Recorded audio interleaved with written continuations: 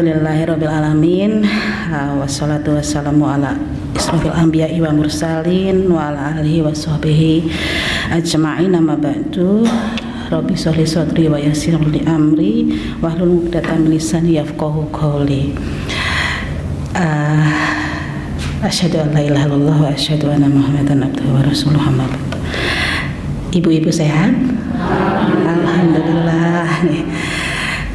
Saya senang sekali, alhamdulillah, hari ini diberikan kenikmatan yang luar biasa sekali nggih. Ini mendapatkan kehormatan untuk bisa bertatap muka dengan ibu-ibu semua, majelis taklim yang luar biasa yang dirahmati oleh Allah. Pertama, ini adalah karunia Allah, maka kita harus senantiasa bersyukur atas semua limpahan rahmat, kesempatan, kesehatan, keimanan, keislaman yang sudah dilimpahkan kepada diri kita. Karena tidak semuanya, Bu, mendapatkan seperti yang kita dapatkan saat ini.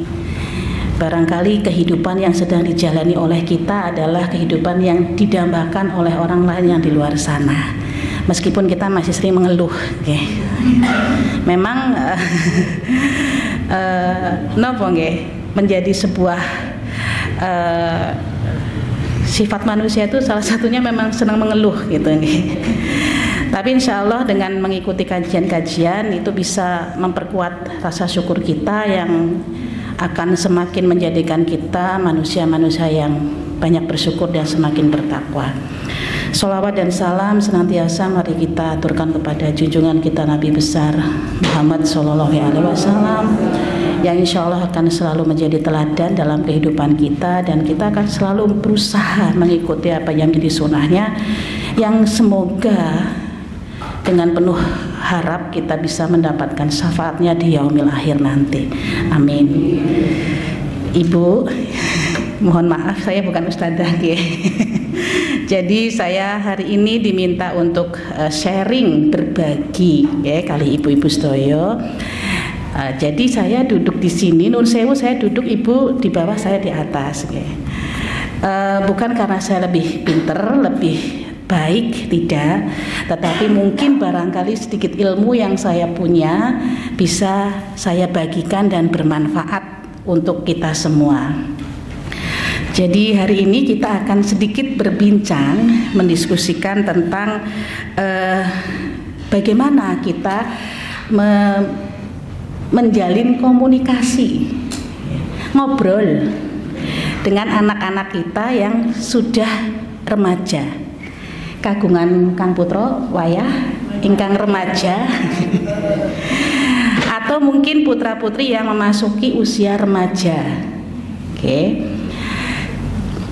Usia remaja itu katanya menurut psikolog, bahkan menurut kajian-kajian itu niku usia sing paling angel, Bu. Nggih, paling angel niku karena memang remaja itu peralihan dari anak-anak menuju dewasa. Nah, sekarang berapa sebetulnya usia remaja itu? Oke. Lalu mengapa kita harus bisa berkomunikasi yang harmonis dengan anak-anak remaja? Ibu pirsa kasus-kasus yang banyak terjadi di lingkungan sekitar kita, mungkin lewat televisi atau naudzubillah mungkin terjadi di lingkungan sekitar kita yang terjadi pada remaja.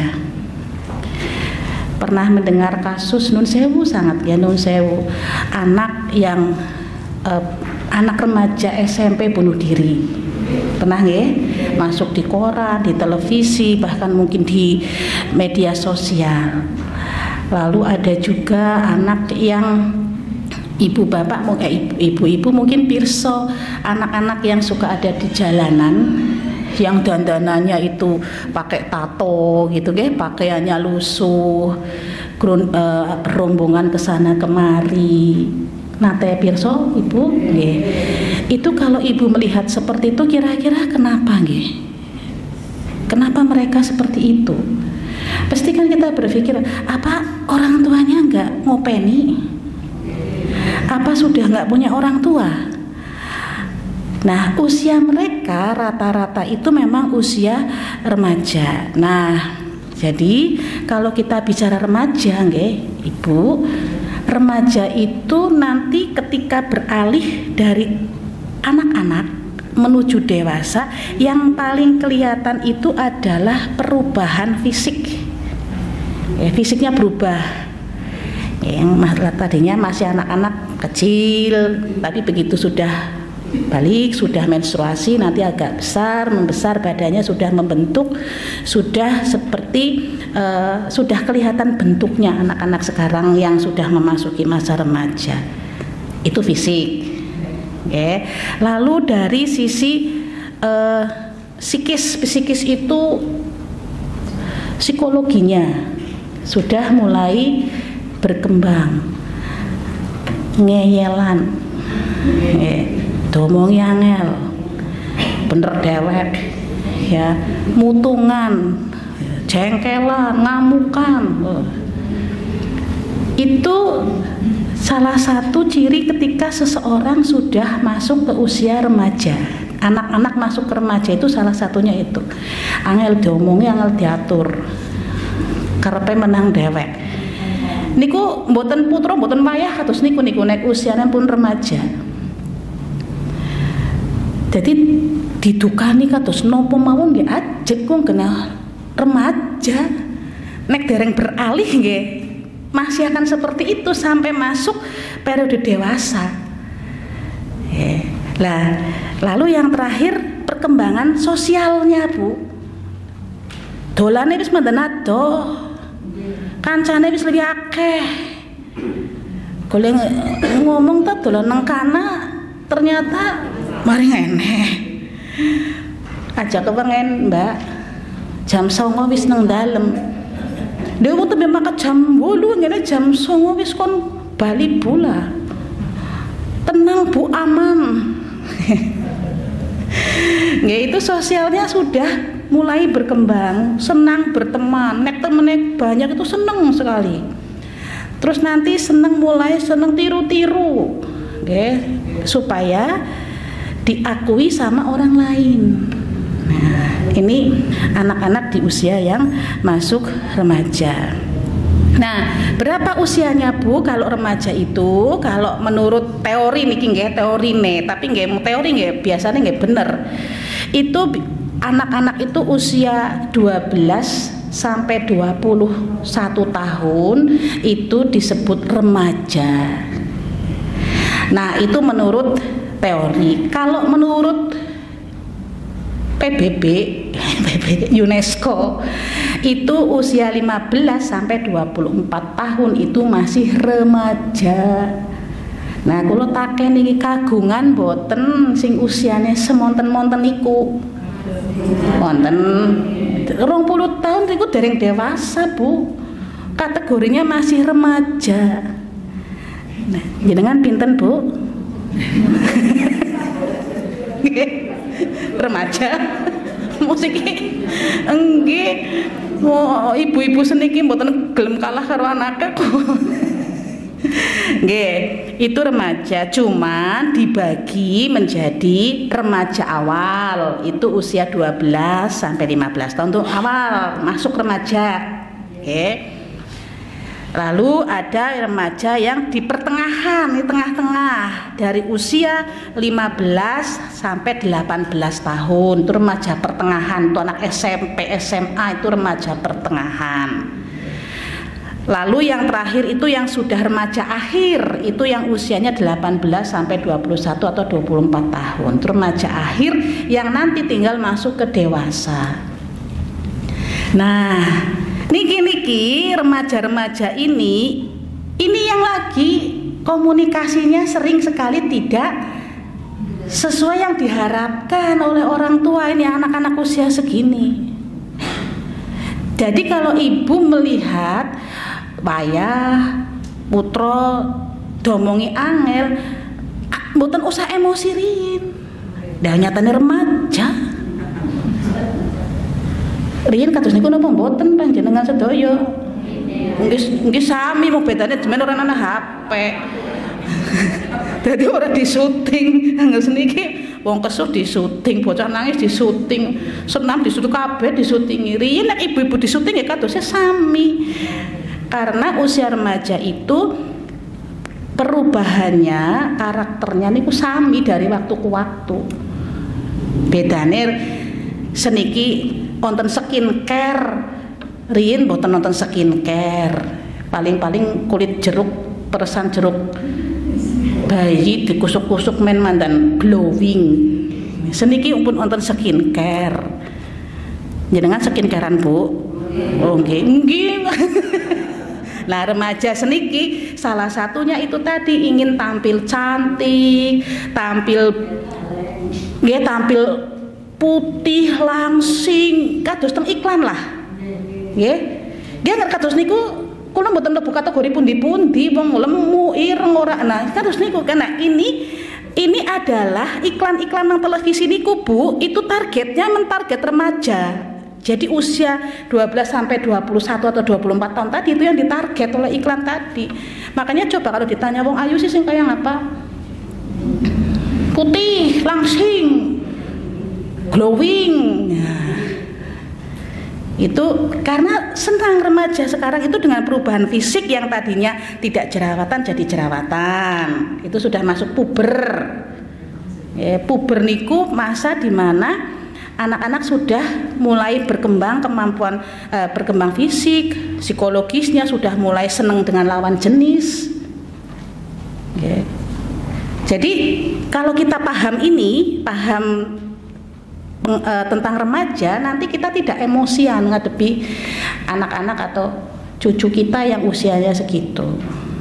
Kita jadi oh ya memang mungkin ini sedang masanya, cuman kita harus punya cara. Ini bagaimana saya komunikasi dengan anak seperti ini yang ngeyel-eleng bila bisa masa Allah bocah koyu temen jan temengi biyung eko begot baik gitu nggih. Nah, ini yang kemudian perlu kita sebagai orang tua tahu bagaimana cara kita berkomunikasi dengan remaja. Saya punya anak satu, Bu, perempuan usianya 21 tahun, masih remaja. Delah maning dewasa kita dongaken nabeng gagian dewasa. Karena usia remaja itu usia sing paling medeni.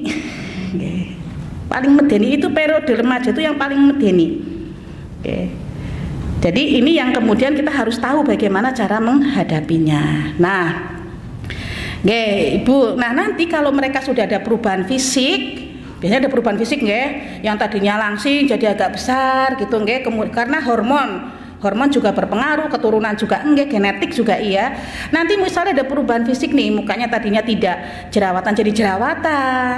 Itu jadi muncul perasaan-perasaan galau, perasaan-perasaan tidak tenang, perasaan bingung. Remaja itu sering mengalami fase atau masa di mana mereka mengalami kebingungan. Nah, remaja itu individu yang belum bisa menyelesaikan masalah sebetulnya, Bu.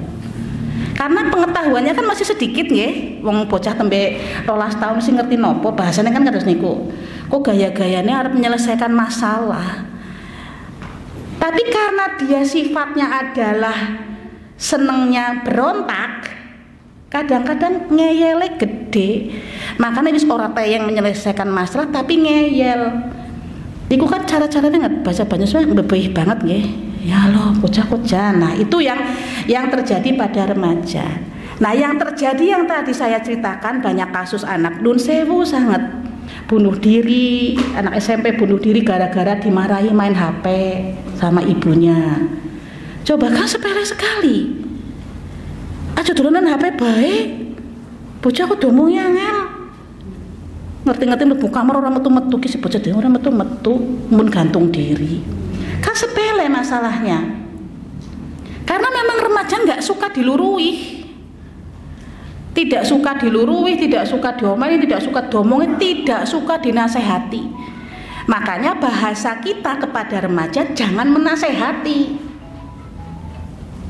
Kalau menasehati kan bahasanya kepripun, Bu? Mandan karo maksa setitik. Nggih, karo getek gitu nggih. Nah itu yang kadang-kadang mereka nggak suka, apalagi kalau dengan nada yang tinggi. Gitu sewu bahasa Banyumas bocah domongnya ngal temen mbok ya anggaran dolanan HP dolanan kira-kira itu anak nggak suka bu anak remaja dibegitukan. Bagi mereka itu diomehi gitu loh. Nah kata yang paling tidak mereka suka adalah domehi. Apa-apa salah, kayak salah. Nah, ibu maunya begini, anak maunya begini, karena anak itu masih memandang yang dilakukan, remaja masih memandang yang dilakukan itu paling bener. Wong tuh melihatnya itu nggak betul. Jadi kan nggak sama nih level pemahaman tentang baik dan buruk. Nah, ini yang perlu kita cocokkan supaya nanti anak kita juga dikandani mendengarkan, kita juga jadi orang tua tidak lelah secara psikologis gitu ya. Nah, ketika anak-anak itu masuk usia remaja, ini seringkali tercipta hubungan yang kurang harmonis antara orang tua dengan remaja. Karena tadi ada perbedaan-perbedaan dalam melihat sesuatu, ya, dalam melihat satu masalah.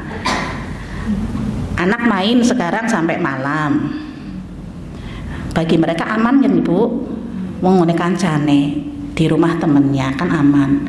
Tapi bagi kita ibu-ibu bocah wadon kok jam 10 nggak pulang-pulang, di WA, di telepon.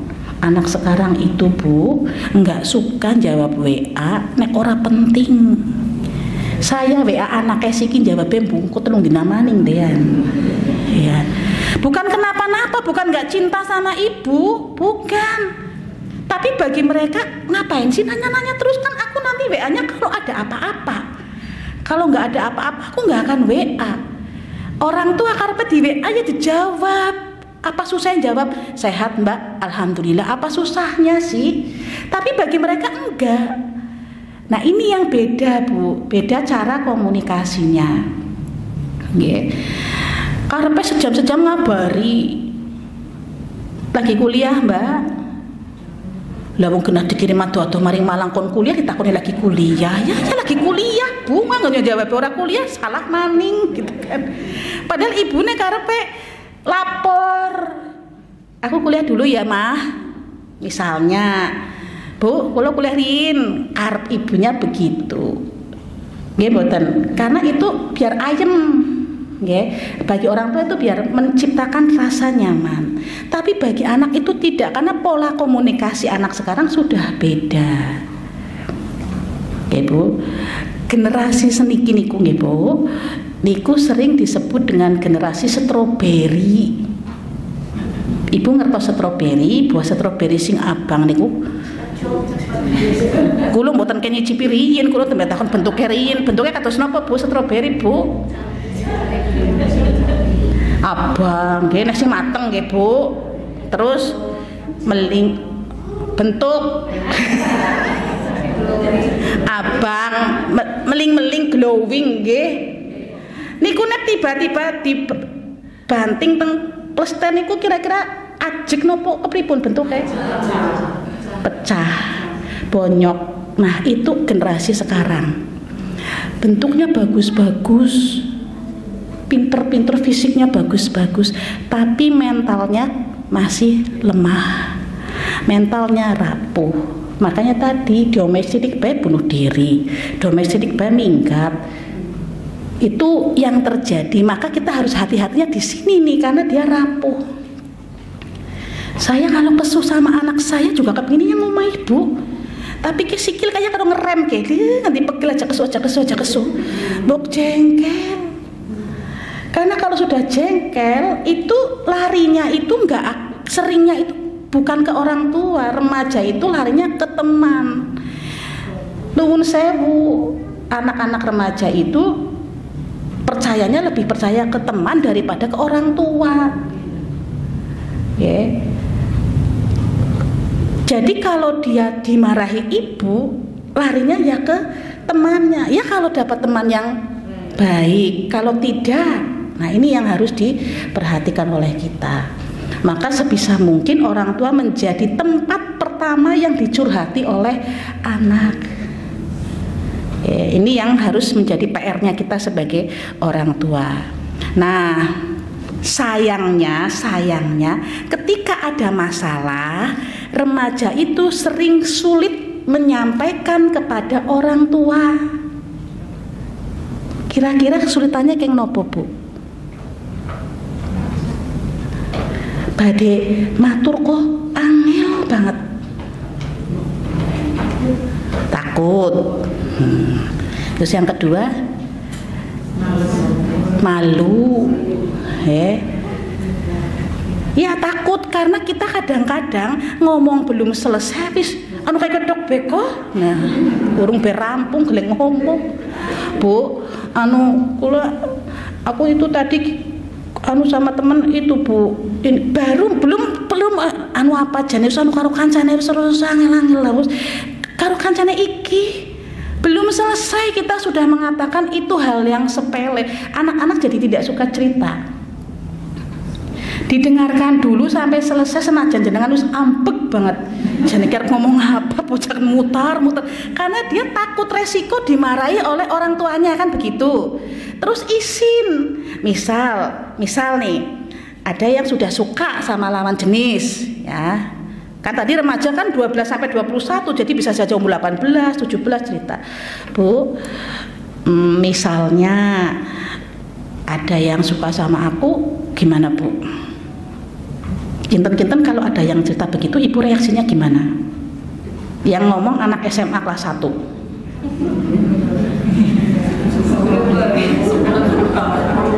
Kepripun, Bu? Mbah, jenengan dicurhati putu nek, Mbah. Kula wis ana sing seneng kepripun, Mbah? Kira-kira Mbah badhe ngendikan apa? Kancan mawon rin. Lah nek kancan sing akeh udah tak cerita. Kepripun? Malah anak kadang-kadang sekolah dulu, sekolah aja baru kelas 1 udah seneng-senengan. Nah, ada yang begitu. Padahal memang lagi dunianya. Ditakoni riyin sing disenengi lanang apa wadon. Karena sekarang nun sewu nggih Bu, isunya kan tidak hanya lawan jenis, sekarang banyak sekali penyimpangan-penyimpangan di masyarakat. Jadi ampun keayemen nek putrane sering nginep tengene kancane sing wedon, misalnya putrine jenengan nginep di tempat temannya yang perempuan atau yang laki-laki nginep di tempat yang laki-laki, tetap dipantau. Karena seperti itu sekarang terjadi di mana-mana. Lanang seneng lanang, wadon seneng wadon, kan boten sebaene, tidak sesuai dengan fitrahnya manusia. Nah, tetap jangan keayemen nek putrine sering banget nginep tengene dipantau. Itu. Jadi ketika berkomunikasi ya didengarkan dululah, jangan langsung di nopo bahasa Jepang gitu ya, langsung dia kok petok berat teyeng gede mbok. Nah, tapi kok nggak ada apa-apa, bocah kayak bisa cilik kurang. Jadi nyong iki gede sih cilik. Nah, jane sing salah niku sinten kulo bocah 11 loh. Bocah kok udah besar masa kayak gitu, ngesuk bocah kok aja kayak bocah cilik lah. Nah, itu bahasa-bahasa seperti yang sering muncul di masyarakat, nggih. Nah, lalu Bapak Ibu-ibu, bagaimana ketika kita menghadapi anak-anak kita yang usianya remaja yang hidup, mereka tuh punya banyak masalah, Bu, asli. Sanes jenengan tok sih masalah kata. Anak-anak remaja juga punya banyak masalah, sama sebetulnya, cuman beda yang jadi masalahnya. Tapi mereka punya masalah. Nyon sewu ya, di sekolah. Di sekolah mereka punya masalah, Bu. Masalah pertemanan itu jadi masalah. Dibully itu jadi masalah. Dibully niku diecek. Bocah ayu diundang jeneng ramane, itu kan gelani. Bambang misalnya nyon sewu nggih, kan arep keso sing ngomong kancane itu masalah bagi anak-anak remaja. Diecek misalnya mau dolan bareng ae lah kon orang kudu gengenyong, kudu kelompok kenyong, itu masalah bagi remaja. Atau misalnya di kelas dikucilkan sama teman-temannya karena mungkin putra putri jenengan pinter, Jadi sini orang seneng aja lah ngono bocah kaya usah dijeki. Itu masalah, cuman nggak bisa cerita. Nah, masalah-masalah seperti itu kalau dibiarkan kita tidak peka sebagai orang tua, ya nanti jadi banyak, jadi bertumpuk. Akhirnya anak itu jadi gampang emosi kalau tidak pernah menceritakan masalahnya kepada orang tua dan dibantu untuk keluar dari masalah itu, minimal didengarkan. Nanti dia bertumpuk masalahnya, akhirnya gampang emosi, gampang tersinggung, sulit diajak diskusi. Nah itu. Maka sebagai orang tua ketika anak kita diem, nggak sebaiknya, nggak seperti biasanya, ditanyanya nggak usah kayak detektif. Kamu sih kenapa mas? Dan yang menang baik. Ujarku ketinggalan kayak gue, kok kenapa? Cerita. Sabar bu.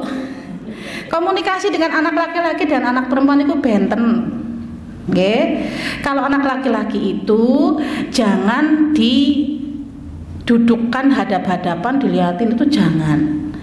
Mereka kadang-kadang malu. Jadi ibu kalau mau komunikasi dengan remaja laki-laki, ya disambi karo metiki kacang panjang, nopo teng dapur.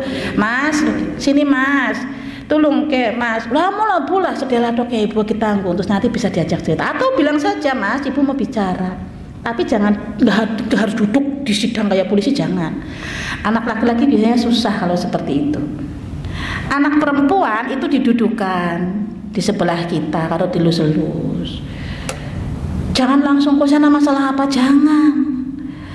Pakai kalau bahasa nganggo prolog siapa nih bu? Pembukaan ya kayak undang-undang, pembukaan dulu. Pembukaan. Nah, ada pembukaan, ada jangan langsung ke masalahnya, nanti mbok dia malu. Jadi kita ngobrol dulu, syukur-syukur sambil ke ibu bikin ini kamu suka enggak? Ibu udah bikinin kamu makanan yang kamu senengi kayak. Nah, nanti terus ngobrol di situ. Kalau nggak bisa langsung hari itu terjawab, ya nggak apa-apa, nggak usah maksa, jangan bukan polisi. Naik polisi lah panjang kudu ketemu sebabnya apa. Tapi kalau bukan ya sudah, nanti besok lagi. Jadi yang sabar memang supaya nanti mereka itu menemukan teman, menganggap ibu sebagai teman yang tepat untuk diajak ngobrol, diajak bicara. Nah, nggih. Ini nggih. Jadi ini yang terjadi di remaja kita kebanyakan adalah tidak punya pasangan berbicara dengan orang tua yang pas. Kadang-kadang ada yang dititipkan ke rumah mbah, ibunya mungkin di luar kota dengan bapaknya, dititipkan di sekolah di sini ikut mbahnya. Ada yang seperti itu. Nah mbah kan kadang-kadang mau berbuat sesuatu yang agak ini mbok padul bari wong tuane malah dadi kok malah mboten sae nggih mbah. Ya wis lah sing penting aman, sekolah mangkat, sore adus, pengen nang omah cukup. Padahal remaja itu butuh sekali orang yang selalu mengajak dia itu berdialog atau ngobrol. Sekarang saya tanya, yang kagungan remaja-remaja wonten ada. Seberapa sering ngobrolnya bu? Jarang.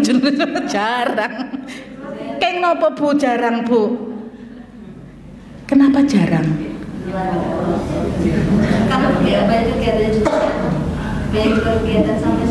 Banyak kegiatan sampai sore, sekolahnya sampai capek ya bu. Nggih. Ibu kasihan nggak kalau kayak gitu? Kasihan. Terus kalau sudah kasihan yang dilakukan ibu nopo? Jurnal mawon lamun karep-karep monggo. Nggih. Anak sekarang bebannya berat bu, sekolahnya capek, kegiatannya banyak, masalah di sekolah banyak. Kita tidak menganggap mereka punya masalah karena nggak pernah cerita. Padahal asli mereka masalahnya banyak. Kadang sedih karena gurunya ngomongnya nggak enak, dan itu nggak kita ceritakan karena kita kalau sudah diceritain kayak begitu itu selalu berpikir, kayak gitu dok, ibu juga dulu, bapak juga dulu. Lah kan dulu, sekarang benten. Ini yang kadang-kadang kita lupa, selalu memaksakan anak menerima apa yang kita alami dulu untuk diterapkan sekarang. Ya nggak bisa, kan sudah ada hadisnya, didiklah anakmu sesuai dengan zamannya, supaya nanti kita bisa membantu mereka bertumbuh dan berkembang dengan baik. Nah, sekarang saya sampaikan, ada di Quran surat An-Nisa ayat 9 itu juga disebutkan, hendaklah merasa takut orang-orang yang seandainya mati dalam kurung meninggalkan anak-anak keturunan yang lemah, yang mereka khawatir terhadapnya. Jadi kita harus takut jangan sampai kita meninggalkan anak-anak yang lemah. Maka bertakwalah kepada Allah dan berbicaralah dengan tutur kata yang benar.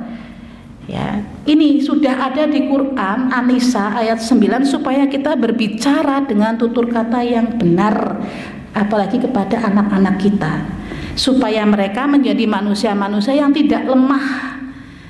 Oke. Itu An-Nisa ayat 9. Lalu di An-Nisa 63 juga disebutkan, mereka itulah orang-orang yang Allah ketahui apa yang ada di dalam hatinya. Oleh karena itu berpalinglah dari mereka, nasihatilah mereka dan katakanlah kepada mereka perkataan yang membekas pada jiwanya. Jadi maksudnya adalah dinasehati menggunakan kalimat-kalimat dan perkataan yang betul-betul bisa diterima oleh hatinya, bisa diingat, terkesan dengan nasihat orang tuanya, dan mereka mau berubah setelah diberi nasihat itu. Maka supaya membekas tadi tentu dengan perkataan yang baik, perkataan-perkataan yang bisa memberikan anak sentuhan kasih sayang yang muncul dari orang tuanya. Oke. Dan yang selanjutnya ada Al-Ahzab ayat 32. Oke. Di situ ada artinya adalah, wahai istri-istri Nabi, kamu tidaklah seperti perempuan-perempuan yang lain jika kamu bertakwa. Maka janganlah kamu merendahkan suara sehingga bangkit nafsu orang yang ada penyakit dalam hatinya. Dan ini kalimat, ucapkanlah perkataan yang baik. Jadi sudah setidaknya saya bisa mendapatkan 3 surat ini yang semuanya menekankan bagaimana kita membangun komunikasi yang baik dengan tutur kata yang baik, ya, dengan cara-cara yang baik, sehingga anak-anak itu terkesan dan mereka kemudian bisa merubah apa yang diharapkan oleh orang tua terhadap dirinya. Jadi berkomunikasi saja butuh kita latihan, Bu, butuh kita dipikirkan dulu kalau mau menasehati anak-anak kita. Jangan dibawa emosi, karena nanti yang keluar adalah kata-kata yang mungkin kurang tepat. Nah, itu dalam surat Al-Quran. Lalu pada surat Al-Isra ayat 53 juga disebutkan, dan katakanlah kepada hamba-hambaku, hendaklah mereka mengucapkan perkataan yang lebih baik atau benar. Sungguh setan itu selalu menimbulkan perselisihan di antara mereka. Sungguh setan adalah musuh yang nyata bagi manusia. Ini di surat Al-Isra ayat 53. Ditekankan, hendaklah mereka mengucapkan perkataan yang lebih baik atau yang benar. Jadi di sini kita sudah diatur, kalau kita mau berbicara maka sampaikanlah yang benar, termasuk kepada anak-anak kita, termasuk kepada keluarga kita. Itu juga sudah diatur agar anak-anak yang diberi nasihat oleh kita atau yang sedang berbicara dengan kita itu merasakan kasih sayang kita. Oke. Merasakan kasih sayang. Karena anak-anak remaja itu gampang sekali bilang begini, ibu lo galak banget, ibu tiri, gitu ya. Iya, itu sebetulnya ekspresi yang mereka rasakan, Bu. Atau kalau ibu mau tahu, tanya ke temannya atau ngobrol dengan temannya, dengarkan percakapan dengan mereka, itu sering sekali muncul, oh ya aku ngomong bebul atau maibana ibune. Itu anak-anak SMP, SMA itu masih banyak yang seperti itu. Karena bagi mereka dengan nada yang tinggi sambil kita sedikit berteriak itu maksud kita nggak marah, maksudnya adalah supaya mendengar, tapi bagi mereka itu amarah. Nah, ini yang kemudian mereka sulit menerima apa yang sedang disampaikan oleh orang tua. Nah, Lalu bagaimana ibu supaya komunikasi kita dengan anak-anak remaja kita itu efektif? Tadi saya sudah sampaikan di awal, satu, dengarkan dulu. Jadi kalau ada anak-anak yang bercerita, tolong dengarkan dulu. Meskipun ibu sedang sibuk, ibu hentikan dulu kesibukan itu, lalu coba fokus kepada apa yang sedang diceritakan oleh anak. Kalau sedang ketanggungan, ya, manggung nih, misalnya sedang masak, anaknya mau cerita, sampaikan dulu, Mas sebentar ya, ibu tak menyelesaikan masak, tak matiin kompor. Kalau anak sudah bilang, Bu, aku mau cerita Bu. Atau misalnya, kamu kenapa Mas, kok diem aja, cerita ya sama ibu, sebentar ibu tak matiin kompor dulu, atau ibu tak selesaikan ini dulu, nanti kita ngobrol. Saya pernah menghadapi anak saya yang ketika diajak ngobrol nggak bunyi tapi nangis tok. Coba kalau lihat anak remaja kita nangis itu kita bagaimana rasanya Bu? Bingung kan? Bocah kenang apa? Nih orang ngomong apa-apa kok ya? Nangis gitu kan? Kamu kenapa kok? Kenapa ngomong ya ngomong? Kalau belum mangsanya ngomong belum ngomong, ibu bisa saja bicara begini. Gak apa-apa nangis dulu. Nanti kalau sudah mau cerita, ibu siap dengerin. Sudah. Nanti kalau ibu tinggal dulu nggak apa-apa, masak, nanti 10 menit ibu datang, liatin, udah mulai agak bombong, gimana, udah siap cerita? Oh ya udah, belum. Kalau coba ibu lagi mutungan sama bapak, kon cerita, kenapa Janen? Ngomong ya. Mengko anggar mangsane ngomong, usah diperintah ngomong dewek. Karena nata diri dulu mau ngomong ini. Nggih. Ujaku kok wong kok ngger apa-apa kok seneng. Nah, moni niki pun moni. Nah, ngger pun moni kados niki mboten saged mandeg. Bu, saya sering menyampaikan ini. Jenengan niku, kula jenengan sedaya niku sedinten niku 20.000 kata. Bapak-bapak 7.000. Nggih. Jadi kalau bapak jenengan kondur saking pundi-pundi kendel mawon boten ngendikan napa-napa niku bukan lagi mutung boten. Empun entong niku kata-katane. Jadi kudu wis gari antenge. Ibu-ibu anu nang omah bae ngurusi anak orang rampung-rampung kalau emosi 15.000. Begitu bapaknya di rumah, ibu-ibunya cerita ya pasti bapaknya responnya ya meneng disit, respon gimana wong kerong pule buru rampung kole ngomong niku nggih. Jadi makanya kenapa ibu-ibu yang dianggap paling pas ketika dialog dengan anak, karena pilihan kata-katanya banyak, bapak-bapak pilihan katanya sedikit. Jadi kadang-kadang sok mana nyelekit anu sedikit tok sini ku setoke ngeri ibu-ibu kan kata bahasanya dibulat putar sing kira-kira orang tersinggung anaknya keprimen ya. Kalau bapak-bapak tangsul iku putrane nggih dari mana sungi rebel ya dan bapak-bapak begitu dari mana sungi ku baru pulang masuk mana ya. Bapak-bapak biasanya sok begitu walaupun gak semuanya. Nah ibu-ibu kan sebenarnya dari mana Mas? Dari teman Bu. Nah, ketika ibu emosi juga akan keluar banyak, ketika tidak emosi ibu bisa milih kata. Kira-kira kalau putranya pulang malam atau putrinya pulang malam, apa yang mau disampaikan ibu? Bagaimana cara ibu menyikapinya? Kalau misalnya ada yang pulang malam nih, jam 10, tengah 11 baru pulang. Nah, bagaimana Bu? Ibu mau bagaimana? Ayo. Biasanya reaksinya bagaimana reaksinya?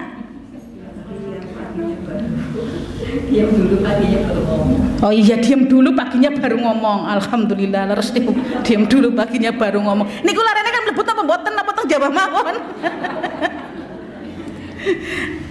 Kan mlebutin terus ditakoni ning kepripun? Dari mana? Terus? Perempuan tuh nggak boleh pulang malam-malam. Lah Bu, wong anu tadi motornya bocor Bu, jadinya kan anu nyari tambalan ban dulu. Mulane anggar ora kepengen kan akeh bakul tambal ban sing isi buka.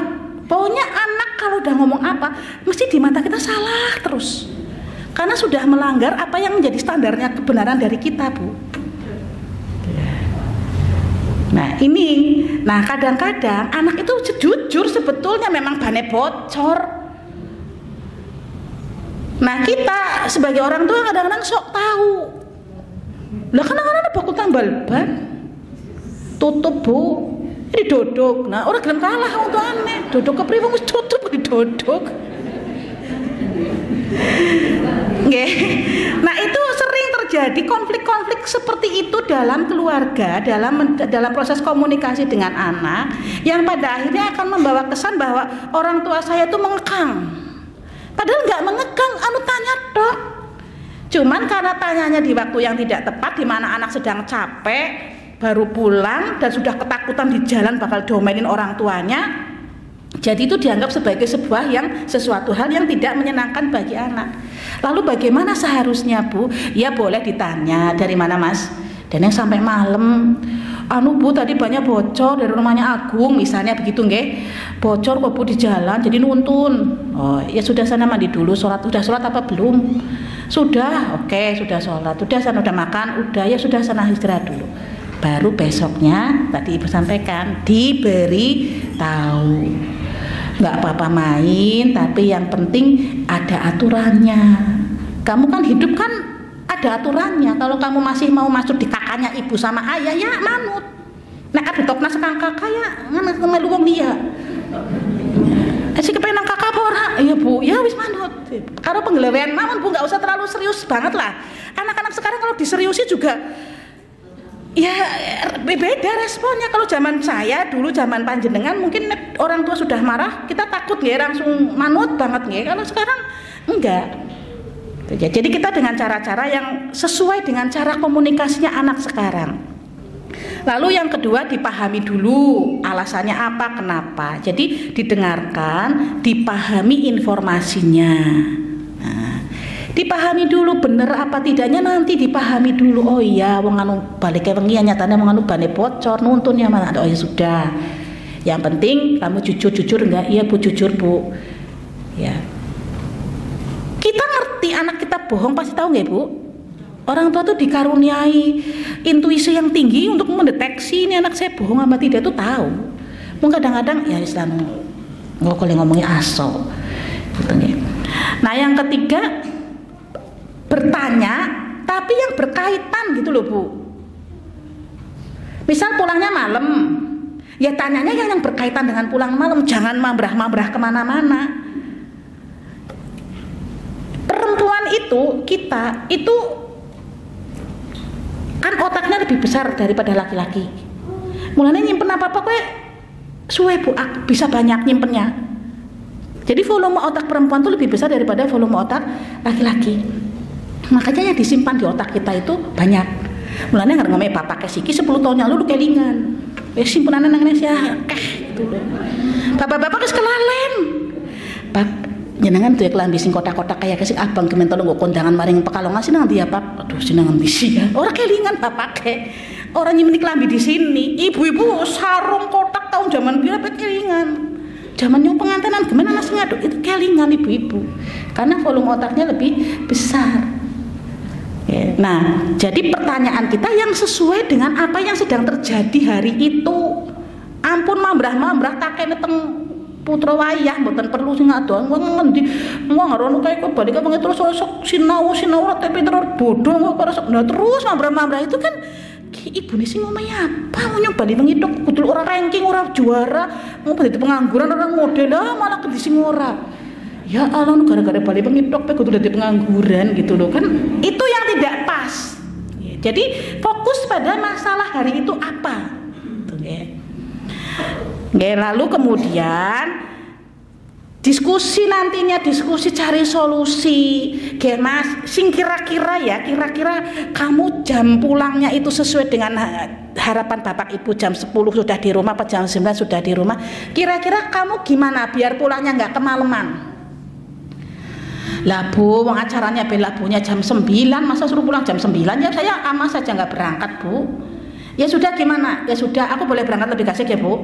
Ya sudah berangkat lebih kasih boleh, tapi nanti pulangnya jam 9 sampai rumah ya. Kalaupun nggak sampai rumah jam 9 ya aku ngabari. Jadi nanti ibu tahu posisi kamu di mana. Ya. Itu namanya nyari solusi. Jangan memaksakan kehendak kita supaya anak kita menerima kita, sementara ketika dia berpendapat kita nggak menerima. Jangan, cari solusi supaya anak kita tetap merasa dihargai sebagai anak remaja yang sedang sedang membara emosinya, keinginannya, cita-citanya dengan orang tua yang mencoba memahami apa yang sedang dia rasakan.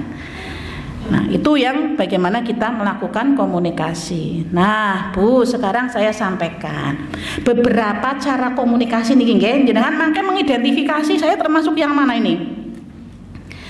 Yang pertama itu jenis komunikasinya yang asertif. Asertif itu ketika ibu berpesan kepada anak itu kalimatnya jelas, lugas, ya, dan ibu menggunakan kalimat seperti ini misalnya. Kalau kamu pulang malam kan ibu yang khawatir karena kalau malam-malam ada begal atau apa kan ibu kepikiran. Nah, itu langsung disampaikan ke anaknya kenapa kita khawatir, itu asertif. Dan ketika anak menjawab itu kita menghargai.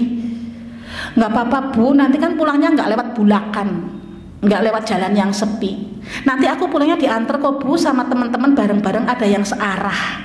Dia kan sedang menyampaikan itu di situ, menyampaikan alasan atau mengurangi kekhawatiran orang tuanya dengan cara menyampaikan tadi jalan keluarnya. Enggak kok Bu, aku nggak pulang sendiri, nanti aku pulangnya sama teman-teman bareng-bareng, supaya ibunya tidak khawatir. Nah, ini pola komunikasi asertif. Asertif itu artinya tadi disampaikan dengan jelas pesannya apa, bahasanya juga sederhana, tidak ndakik-ndakik bingungi anak, terus kemudian menyampaikan apa yang menjadi pesan kita itu apa. Jangan pulang malam ya Mbak, jangan kemalaman. Ibu khawatir nanti hujan, kalau hujan nanti mau kehujan kamu kan sok alergi dingin. Ibu sampaikan alasannya apa sehingga anak itu bisa memahami atau menerima. Oh iya, jangan sampai jangan kemalaman pulangnya. Kenapa sih Bu? Jangan kemalaman lah. Lah ya kenapa Bu? Lah ya repatut. Itu tidak diterima oleh anak. Di mana ketidakpantasannya? Jadi harus dijelaskan apa sih yang menjadikan kita itu khawatir. Itu yang asertif. Okay. Lalu yang kedua itu agresif. Agresif itu artinya ketika kita bicara itu cenderung menekan. Jadi ketika berkomunikasi itu ibu itu cenderung tidak mau mendengar apapun, alasan anak apapun, tetapi ibu selalu menyampaikan alasan-alasan yang sifatnya itu menyerang anak. Contoh begini, kok tuh pulangnya telat? Kan ibu sudah bilang jam 9 sudah harus di rumah, tuh kan? Kamu tuh nggak pernah dengerin omongan ibu. Besok kalau telat lagi awas loh ya. Besok kalau pulang malam lagi awas loh ya. Nah, ini yang ngancem-ngancem ini loh, komunikasi agresif. Besok kalau pulangnya telat lagi nggak tak kasih uang jajan. Besok kalau pulangnya telat lagi nggak tak bangunin kamu, terserah kamu untuk laporin Pak Guru. Ini komunikasi agresif. Sering kita nggak sadar kok melakukan itu, Bu. Kadang-kadang kados niku nggih. Karena bagi kita ketika mengancam itu efektif. Mesti bocah wedi mesti manut kan begitu. Itu contohnya seperti itu. Lalu ada yang pasif agresif. Pasif agresif itu hampir sama dengan yang tadi, yang ngancem-ngancem tadi atau yang sedikit menekan, tetapi modelnya nyindir sing dan bebeih gitu ya. Misal begini, pulang nih jam 9, jadi ngasih kelingan Bali. Ujarku wis kelalen dalan omahe mari ngendi Mas wong ayo ke Bali.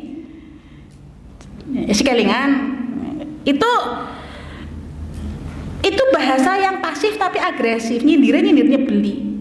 Ujarku wis kelalen daleme nang kene gitu kan. Ujarku wis kelalen alamat apa wis pindah omah apa wis melu sapa nang kana.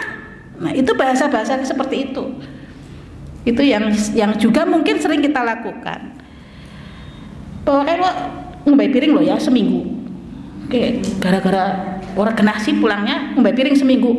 Bulau ngono. Oh Yesus, ngombe piring pokoknya seminggu. Nah, sudah itu yang pasif agresif. Jadi nyindir. Ya terus kadang-kadang saya sama suami juga begitu. Kira-kira ronda ora bali-bali kok ujar kok arep nginep nang pos kopak sisan gawe. Dadi nyong ora tetap gawe sarapan. Misal begitu. Ronda yang mantas-mantas jam 2 bali pak jam 3 kok ronda misalnya seperti itu ya. Itu kita kalau orang tua sesama kalau dengan suami istri kadang-kadang suka seperti itu ya. Istrinya ndopok baru bali-bali melu nutupi pasar apa bu jago kok jere becer 2 jam 3 jam ora bali-bali sing dimasak apa aja ya urungan apa-apa. Itu komunikasi suami istri kita paham, tapi kalau anak ya mungkin apa sih bu tinggal ngomong aja kok tidak pakai kayak gitu. Nah, itu pasif agresif ya. Lalu ini yang pakai drama nih. Ini yang manipulatif ini. Tipe manipulatif itu tipe ketika ibu komunikasi dengan anak yang seolah-olah anak itu salah banget dan anaknya merasa bersalah. Ibunya karo nangis. Ya Allah mas, masa kok melas karo ibu. Jan kula ngurusi kok cilik kan aku balik ke ibas. Itu nangis ibu tuh. Kan bocah bingung. Dan nyong balik bang itu kan bingung nangis. Anak apa bu? Itu kan. Kok ngerti nyong dome bapaknya ngerti? Anakku kan nangis pada bapaknya ngapa-ngapura. Ya, itu supaya anaknya merasa bersalah banget gitu kan. Karpe menurut dibaleni. Tapi nek konangan anak kayak ibunya drama baik kayak gitu malah sore-sore bali ora beli pun ibunya nangis banget nyong bali lah. Jadi nggak usah drama-dramahan gitu nggak perlu drama-dramahan. Itu namanya komunikasi manipulatif. Kamu seneng kalau ibu dimana sama bapak? Dina ibu kesel mas, masa nyapu kabeh ibu kabeh. Lah aku nyodome bapak gara-gara aku balik ke baik. Terus ibu kan kepriwe jajal nggak menyelesaikan masalah bu. Komunikasi seperti itu. Padahal ibu kepengennya anak itu tersadar supaya ya Allah ibu nanti nangis. Padahal membuat nangis seorang ibu itu dosanya ya Allah gede banget. Ya.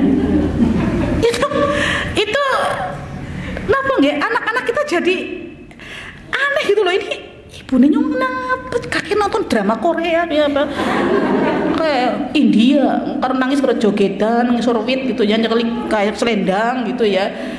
Itu banyak kan seperti itu malah anaknya jadi nggak respect kalau seperti itu. Lalu ada tipe submisif atau submisif tulisannya ya. Kalau ini biasanya membiarkan modelnya. Jadi komunikasi yang tidak pernah ada tidak berani berkonflik dengan anak. Jadi orang tua kalah dengan anak bahasanya kalau ini. Yang tipe ini. Lambuknya dome anaknya. Duh. Ora apa-apa bu, dibilangin nyar ngomong sedikit terus kayak ngomai lah, jurnal lah. Bali wengi ora apa-apa sih penting bali. Gitu ya. Dan terus ngerti dengan putrane kondur mengi kepriwe lah jatuh kon resik-resik atus turu. Wong esuk paning kae kepriwe lah ya ben bala. Karena ibu enggak berani berkonflik. Mboten mantun. Mboten ibu khawatir, takut dimarahi sama anak. Walaupun anaknya masih SMP, SMA. Ya, karena anak-anak itu kan kalau bicara kadang-kadang juga suka menggebung-gebung ya. Apa sih bu lah, nggak ngapa-ngapain bu, ibu senangnya kayak gitu loh. Nah kita terus langsung, ya Allah nyodome anaknya. Nah kita nggak siap dengan konflik itu, makanya kita kadang-kadang menghindari, akhirnya dicor. Dicor itu maksudnya, ya udah nggak ada teguran, nggak ada apa, yang penting, oh ya dari mana mas? Ini udah gitu aja. Ya. Nah ini yang submisif. Lalu yang selanjutnya ini tipe komunikasi langsung. Ya. Tipe komunikasi langsung itu sifatnya seperti memberi instruksi. ngasih perintah. Nah, ini tipe ini efektif nggih kalau waktu kita terbatas. Misal nih,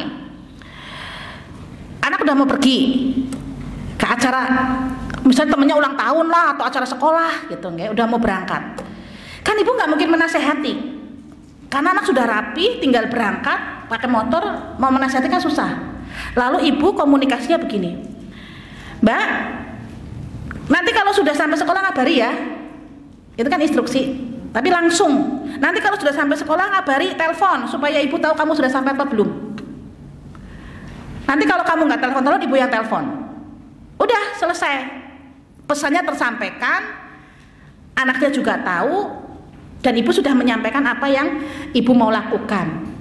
Jadi anak sudah nggak kaget ketika ibunya nelpon atau ketika dia harus nelpon, dia sudah tahu. Ini efektifnya kalau kita tidak punya waktu untuk ngobrol atau untuk menasehati, kita biasanya seperti itu.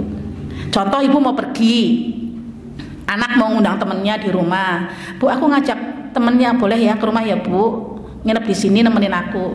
Nah, ibu udah mau berangkat, maka ibu bilang, nanti tolong kalau mau makan itu ini di sini, nanti begini, nanti jangan lupa kunci ini, terus kabari ibu kalau seperti ini.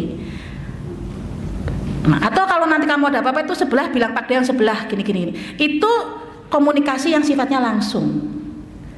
Ya, bagi sebagian besar anak ini lebih mudah diterima. Ya, lebih jelas yang dimaksud orang tua itu apa, lebih mudah diterima. Karena nggak berpanjang lebar, nggak ada drama-dramaan seperti tadi. Nah, kalau yang terakhir itu komunikasi yang tidak langsung. Oke. Jadi kalau komunikasi tidak langsung, inilah yang biasanya banyak menimbulkan masalah. Karena apa? Ibu itu tadi yang saya sampaikan, masalahnya ini satu, tapi ibu nyebar kemana-mana. Contoh, kok pulangnya malam? Misalnya, kok pulangnya malam?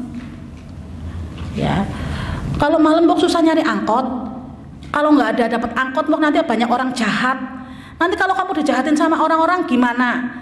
Apa nanti kamu nggak bingung? Terus nanti kalau kamu di jalan misalnya kehujanan, terus kamu sakit, bapak ibu juga yang repot. Nah, itu komunikasi tidak langsung tuh.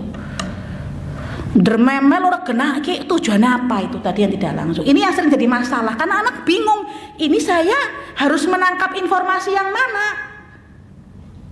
Ya, nah itu terkait dengan jenis-jenis pola komunikasi. Ibu, nah ibu termasuk yang mana?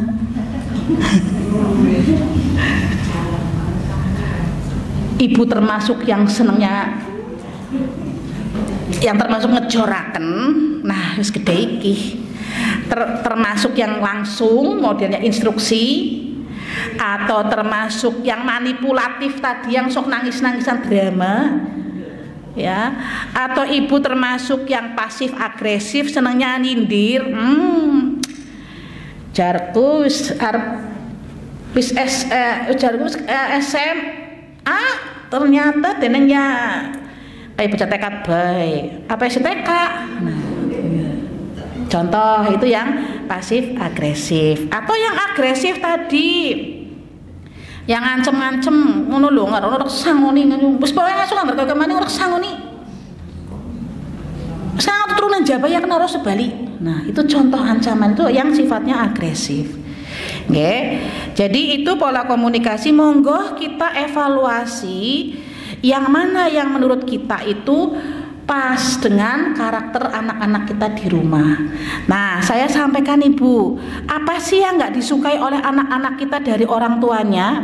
Satu ya Bu, yang anak-anak nggak suka itu, ini hasil penelitian ini Bu, kula mboten jere-jere kula mboten. Nggak suka didikte anak remaja itu Bu, nggak usah didikte misalnya. Nanti kalau ini begini ya. Nanti kamu dari sini kamu ke sini, nanti di tempatnya Mbah kamu nanti begini, nanti harus begini. Itu kan didikte. Anak nggak suka. Saya begitu Bu, pernah nih pengalaman saya. Karena saya merasa anak saya satu perempuan, jadi saya mengingatkan nih. Ini kemarin belum lama sakit ya. Mah aku sakit.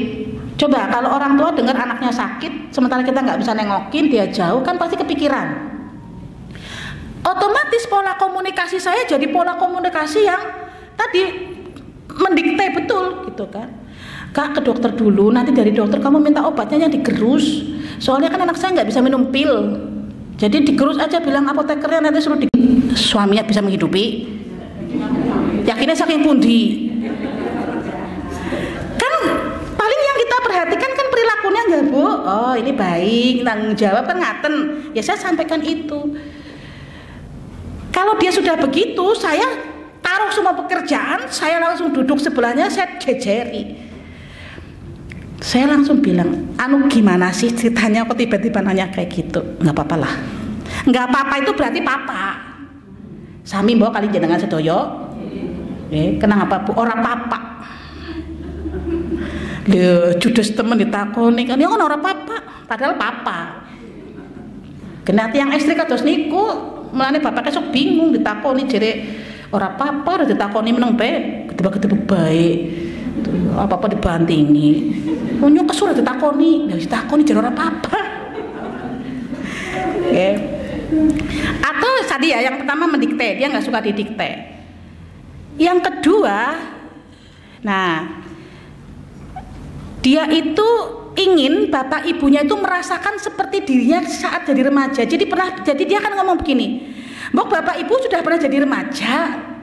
Bahasanya gitu, intinya dia itu ingin dipahami ketika dia sedang jadi anak remaja dengan karakter yang tadi sudah saya sebutkan.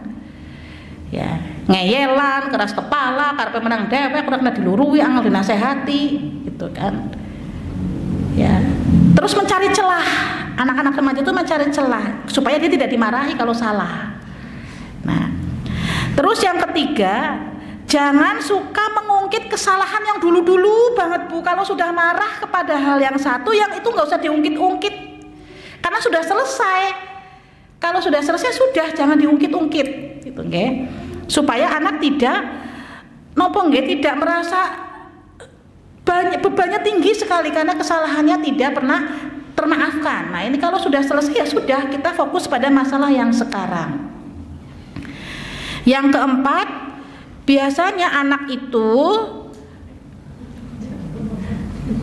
merasa begini, anak ingin diakui hasil kerjanya. Jadi dia ingin diakui hasil kerjanya gitu, nggih. Misal dia sekolah. Ya, kadang-kadang kan kita sering sekali anak sekolah harapannya kayak saya, misalnya anak saya kuliah ya IPK-nya yang tinggi kan gitu. Padahal yang namanya dapat IPK tinggi, dapat rapot bagus itu kan perjuangannya nggak mudah. Kadang-kadang kita begini, tanpa rapot, Mbak, ini rapotnya udah terambil. Iya Bu, makasih. Dan nilainya cuma kayak gini. Jangan, diapresiasi dulu lah. Karena kita tidak pernah tahu itu anak kita itu berjuangnya seperti apa di sekolah. Dulu bapak berranking, masa kurang ranking? Bapak sekolah nang SD ngendi, nyus SD ngendi, gitu kan. Nah itu yang kadang-kadang kita suka nggak ngepaskan dengan kondisi anak kita, kan. Sekolah itu susah, Bu, anak sekarang itu susah karena mereka itu harus bersaing dengan dirinya sendiri, dengan temannya, dengan lingkungannya, di mana mereka itu sekarang temannya adalah teknologi. Jadi curhatnya sama game-gamean, mainan dolanan game, kan dia nggak punya teman itu, nggak ada teman bicara. Terus mungkin medsosan, nontoni apa itu pelampiasan sebetulnya dari perasaan dia tidak punya teman. Tuh, makanya ini yang harus kita perhatikan adalah hargai sekecil apapun usaha anak-anak kita ketika melakukan sesuatu supaya mereka ada motivasi. Misal ini matematikanya 8 ya Mbak. Iya Bu, mau susah. Oh iya, ya sudahlah nanti kalau itu belajar. Apa mau dilesin? Nggak usah Bu, nanti aku usaha sendiri. Jadi kita jangan cuma menuntut, tapi kita juga menyediakan fasilitas kalau mampu. Kalau kita tidak mampu ya sudah, yang penting anak didoakan saja. Ya sudah, mudah-mudahan besok naik ya Mbak. Belajarnya yang ditekunkan lagi. Sudah cukup Bu. Jangan terlalu banyak tekanan, anak sekarang tuh udah capek, tekanannya banyak sekali Bu. Ya, makanya kita yang harus membantu menguatkan mental mereka. Terus jangan banding-bandingkan. Jangan pernah membandingkan anak kita dengan bahasa yang terlalu frontal. Itu loh, putrane Pak DKB SMA ne pinter pisan, ngesuk kayane kuliah nek kedokteran dean. Kamu sih gimana? Apa kuliah apa ora? Apa betul apa wedhus bae ngonangon? Kadang itu gelewehan, tapi bagi anak itu, ya Allah ibune nyong wis usaha banget sudah sekolah. Angger saya jadi anaknya tak takoni. Ibu sih pinter apa enggak? Bapak pinter apa enggak? Soalnya kecerdasan anak itu 80% itu turun dari ibu. Jadi kalau anak-anak kita cerdas, ya berarti jenengan cerdas. Nek mboten cerdas, nggih mboten kados niku, maksude niku nggih genetik, lare pinter niku nggih genetik turunan. Kadang-kadang turunannya pun pinter-pinter nggih, larene melu pinter. Nah, biasanya sing nurunaken niku ibu. Bapak niku sifat. Ya, sama fisik biasanya kalau anak perempuan ikut bapaknya, fisiknya. Kalau anak perempuan ikut ibunya. Tapi sifat bapak itu yang temurun ke anak kita, gitu kan, nggih. Misalnya napa Bu? Deling-eling bapaknya Bu. Kamu kesupen? Kalau ada sifat anak kita yang mandanya beli gitu nggih. Bocah ku demung ngeyel atos, bareng kunung. Telung tahun. Bapak kayak anak turunan iki gitu kan. Kadang-kadang kan begitu nggih. Saya di rumah juga sering begitu kalau lagi menyebeli. Nah, kayak tiru ayah saya bilang itu. Iyalah ngerti ngalalan nyong, ngerti ngapi-ngapi kok gitu kan. Lah mau kena iya kok. Angger ranking apa ya? Pinter anak ibune gitu. Ya memang betul Bu, memang itu menurut penelitian Profesor Hamel dari Belanda itu kecerdasan anak itu menurun sebagian besar dari ibunya persentasenya. Ya. Dan cerdas itu kan bukan cuma di otak, tapi juga di hati, perilaku yang sifatnya itu yang keterampilan bisa masak, bisa gawe ini, bisa itu biasanya dari orang tua. Ada bakat-bakat itu turun dari ibunya. Nah, bapak itu sifat atau enggak sifat-sifat seperti itu sama fisik. Apa Bu? Nggih, leres Bu, nggih. Berarti sing mboten jujur ibune mak ini.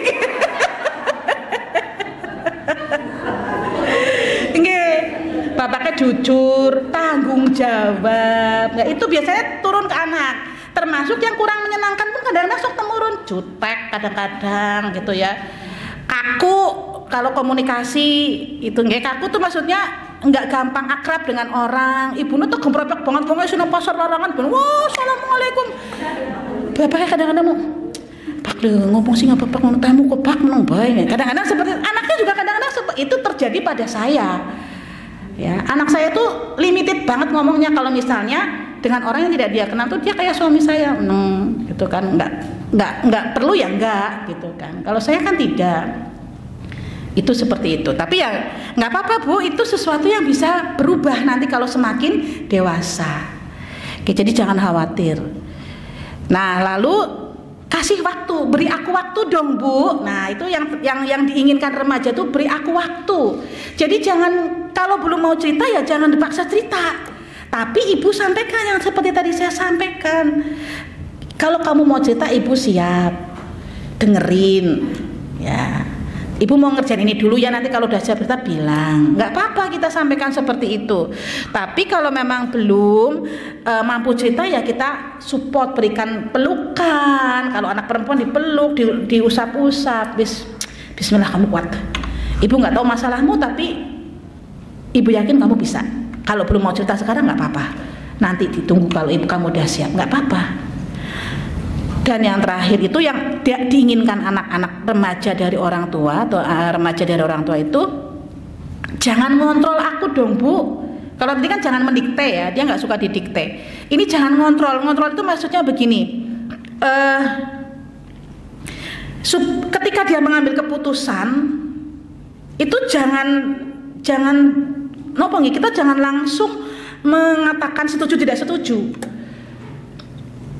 Aku mau ini, nggak bisa kayak gitu. Kamu tuh harusnya begini. Itu setengah mendikte, tetapi itu juga mengontrol supaya dia tidak melakukan apa yang tidak ibu harapkan. Berarti salah bu? Bukan. Ini kan yang saya sampaikan yang diharapkan anak-anak dari orang tuanya. Yang namanya harapan kan mesti yang maunya mereka. Nah kita sebagai orang tua ketika anak-anak sudah tidak mau dikontrol atau sedang tidak mau dikontrol, ya berarti kita harus siap diskusi saja. Sekarang saya bertanya, ibu-ibu sering diskusi dengan anak-anak apa tidak di rumah? Ya didiskusikan apa bu?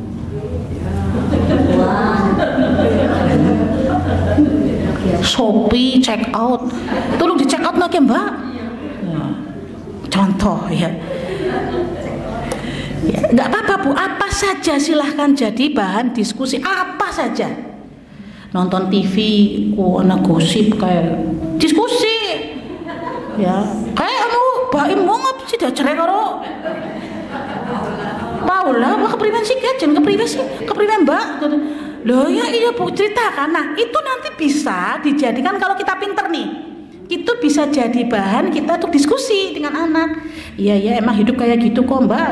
Lah kayak jeneng wong sugih, wis apa-apa wis duwe kayak gitu. Ya memang hidup itu memang harus harus banyak bersyukur. Nah di situ kita masuk.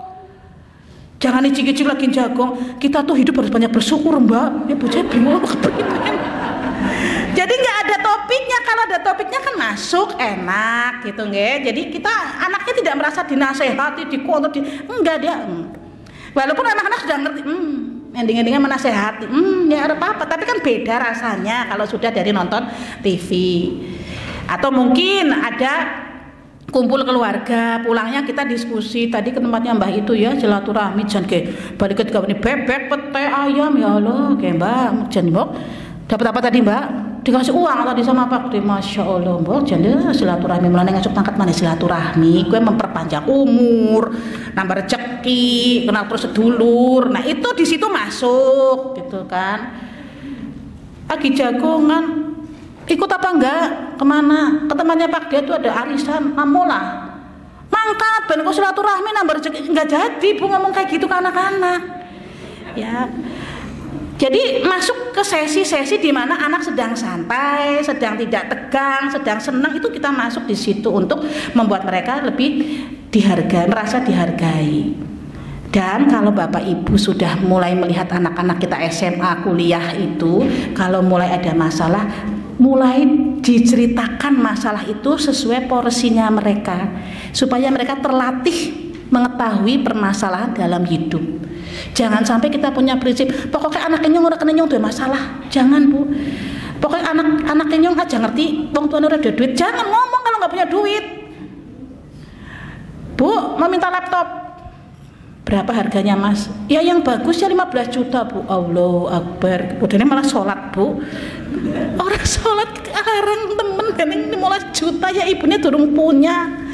Loh mau ibu punya duit terus? Ya cerita, nggak apa-apa diceritakan.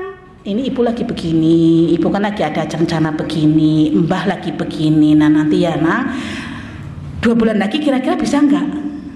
Jadi biar ngerti, biar dia juga bisa berlatih bersabar dan mengetahui bahwa permasalahan orang tuanya ada.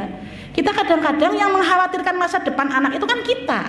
Anaknya mah biasa saja, ngumbuk-ngumbuk warisan tanah nangkan atau diatungi nggo singki bocah ora ngerti.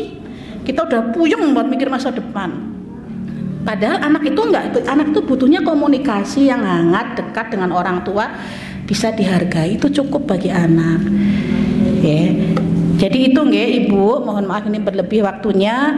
Kalau misalnya ada hal-hal yang kurang pas, intinya saya sharing pengalaman saya, berbagi pengalaman saya, supaya kita menjadi orang tua yang sesuai dengan harapan anak meskipun berat. Kita belajar terus bagaimana menjadi orang tua yang selalu bisa menjadi tempat pertama bagi anak untuk cerita dan untuk memeluk kita gitu ya, supaya jangan lari ke teman-teman atau lingkungan lain yang mungkin tidak selamanya baik untuk anak kita. Mudah-mudahan kita diberikan kemampuan oleh Allah agar bisa menjadi orang tua yang mampu menjaga amanahnya dan bisa mengantarkannya kepada kehidupan yang baik dunia dan akhirat. Jangan lupa kalimat-kalimat yang baik keluar dari mulut seorang ibu adalah doa. Maka semarah-marahnya kita kepada anak, jangan sampai mengeluarkan kalimat-kalimat yang tidak baik. Meskipun kita marahnya luar biasa, ditahan, istighfar dulu. Saya juga latihan, Bu, nggak pernah saya segalak-galaknya saya begini tuh. Saya kalau sudah mulai meninggi nadanya, anak saya sudah mama marah ya, padahal saya nggak marah.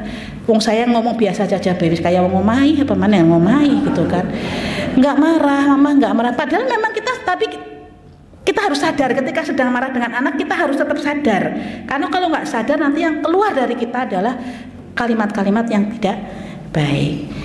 Mungkin itu dari saya.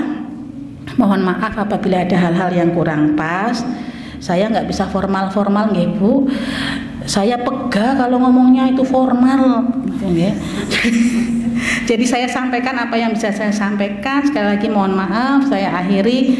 Billahi taufiq wal hidayah. Wassalamualaikum warahmatullahi wabarakatuh.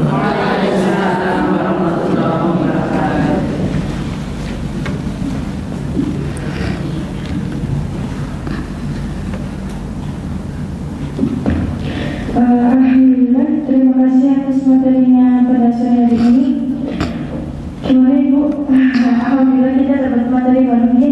Semoga apa yang beliau sampaikan bisa kita terapkan di kehidupan kita, terutama yang punya anak remaja ini. Itu saya juga belajar, semoga bisa jadi ilmu yang baik buat kita semua. Amin. Untuk acara selanjutnya adalah penutup. Pada kajian ini kita tutup dengan bacaan hamdalah bersama-sama. Alhamdulillahirabbil alamin. Dan teruskan doa kafaratul majlis. Subhanallahumma wa bihamdika asyhadu an la ilaha illa anta astaghfiruka